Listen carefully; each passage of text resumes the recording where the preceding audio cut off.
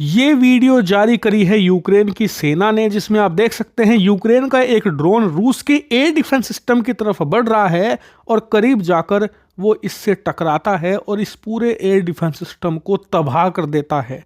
और उससे भी ज़्यादा शर्मनाक बात तो रूस के लिए ये है कि ये एयर डिफेंस सिस्टम ऐसा नहीं कि एक जगह बस रखा है, नहीं, ये एक्टिव है। और उससे भी ज़्यादा शर्मनाक बात, ये एयर डिफेंस सिस्टम पैंतसीर S1 है, जो स्पेशली बनाया गया है ऐसे छोटे टारगेट को डिटेक्ट करके मारकर गिराने के लिए। यानी कि छोटी मिसाइल हो गई, छोटे लड़ाकू विमान हो गए या फिर ड्रोन हो गए, उन्हें पकड़कर मारना ही इसका काम है। ये एक्टिव है, ये ट्रैकिंग के जरिए आसपास के इलाके को ट्रैक भी कर रहा है। उसके बावजूद अपने ऊपर अटैक कर रहे ड्रोन को या पता नहीं लगा पा रहा और आसानी से नष्ट हो रहा है। और अगर आपको लग रहा है कि ये सिर्फ एक घटना है, नहीं, कल के दिन आप अपने स्क्रीन पर ये खबर देखिए, सिर्फ एक सिंगल डे में 24 घंटों के अंदर अंदर रूस के 5 एयर डिफेंस सिस्टम तबाह करे हैं यूक्रेन ने। आपको लग रहा होगा कि सारे ये छोटे वाले ही होंगे, नहीं, पैंतसीर सिर्फ 2 थे। इसके अलावा बताया जा रहा है कि 3 S-300 एयर डिफेंस सिस्टम थे। जो लोग नहीं जानते तो आपको S-400 एयर डिफेंस सिस्टम के बारे में तो पता ही होगा, जो हमने रूस से खरीदा है। हर एक S-400 के लिए $1 अरब यानी करीबन 8,300 करोड़ रुपए हमने रूस को दिए हैं। इतना महंगा है ये। तो जो S-400 है ना, इसे S-300 को ही अपग्रेड करके बनाया गया है। एक तरीके से बड़ा भाई आप कह सकते हो S-400 को S-300 का। और इन S-300 को तबाह किया गया है 3 की संख्या में सिर्फ एक दिन में। और किससे तबाह किया है?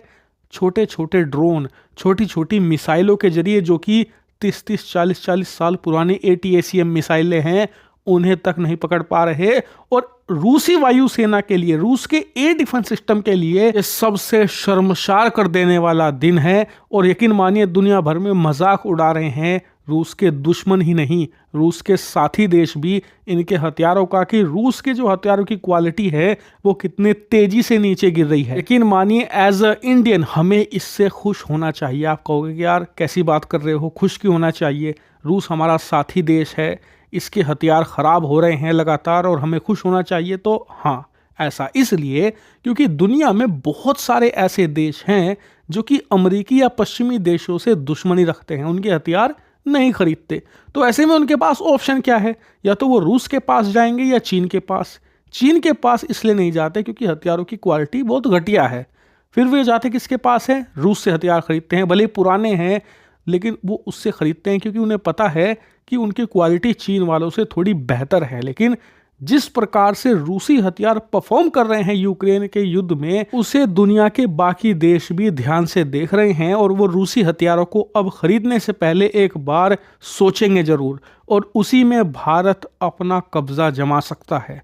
हथियार मार्केट में रूस का फुटप्रिंट बड़ा है, ऐसे में अगर उसका फुटप्रिंट कम होता है ना, तो भारत उस मार्केट स्पेस को कब्जा सकता है। ये भारत के लिए शानदार अपॉर्चुनिटी है। और हाँ, इससे पहले कि आप में से कुछ लोग हंसें कि यार नहीं, भारत कहाँ कम्पीट कर पाएगा, भारत के पास तो हथियार ही नहीं है, तो उन लोगों की जानकारी के लिए बता दूं कि भारत ऑलरेडी ऐसा करना शुरू कर चुका है। अर्मेनिया रूसी हथियारों का बहुत बड़ा खरीदार था, लेकिन रूस ने उसे अजरबैजान के खिलाफ युद्ध में धोखा दिया, तो वो किसके पास आया? क्या वो अमेरिका के पास गया? नहीं। क्या वो चीन के पास गया? नहीं। किसके पास गया? वो भारत के पास। भारत से उसने आकाश मिसाइल खरीद ली है, भारत से वो तोप खरीद रहा है, ATAGS खरीद रहा है और अब ब्रह्मोस मिसाइल भी खरीदने वाला है। यहाँ तक कि जो उसके सुखोई लड़ाकू विमान हैं उन्हें वो अपग्रेड करवाना चाहता है। किससे? रूस से? नहीं, भारत से। अर्मेनिया तो सिर्फ एक एग्जाम्पल है। एक और उदाहरण है वियतनाम का। वियतनाम भी अमेरिकी हथियार नहीं खरीदता, ना ही चीनी। वो किससे खरीदता था? रूस से। लेकिन अब वो किससे खरीद रहा है? वो भारत से ब्रह्मोस खरीद रहा है। इंडोनेशिया रूसी हथियारों का खरीदार था, वो हमसे ब्रह्मोस खरीद रहा है। यानी कि भारत धीरे धीरे रूसी जो मार्केट प्लेस है उसे कब्जा कर रहा है। और रूसी हथियारों की जो खराब परफॉर्मेंस है, ये हमें और मौका देगी रूस का मार्केट कब्जाने का। और यही हमारे आने वाले समय में डिफेंस इंडस्ट्री का आधार भी बनेगी। हाँ, रूस को देखकर सैड फील होता है, लेकिन क्या करे, ये दुनिया है, किसी का पेन किसी का गेन बनता ही है। हालांकि इस पर आपका क्या मानना है, कमेंट करके बताइएगा।